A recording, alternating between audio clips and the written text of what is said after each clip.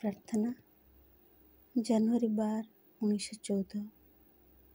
କୌଣସି ଶିକ୍ଷା କେବଳ ସେତିକି ବେଳେ ଫଳପ୍ରଦ ହୁଏ ଯଦି ତାହା ହୋଇଥାଏ ଆନ୍ତରିକ, ଅର୍ଥାତ୍ ଯେତେବେଳେ ଯେଉଁ ଶିକ୍ଷା ଦିଆଯାଏ ସେହି ସମୟରେ ତାହାକୁ ଜୀବନ୍ତ ଭାବେ ଉପଲବ୍ଧି କରିବା ଦରକାର। ଅନେକ ସମୟରେ ଯେଉଁ ସବୁ ଶବ୍ଦ ବାରମ୍ବାର ଉଚ୍ଚାରଣ କରାଯାଏ, ଯେଉଁ ସବୁ ଚିନ୍ତା ପୁନଃ ପୁନଃ ପ୍ରକାଶ କରାଯାଏ, ତାହା ଆଉ ଆନ୍ତରିକ ହୋଇ ରହିନଥାଏ।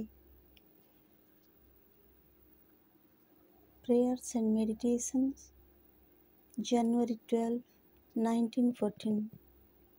A teaching can be profitable only if it is perfectly sincere, that is, if it is lived while it is being given, and words often repeated, thoughts expressed frequently can no longer be sincere.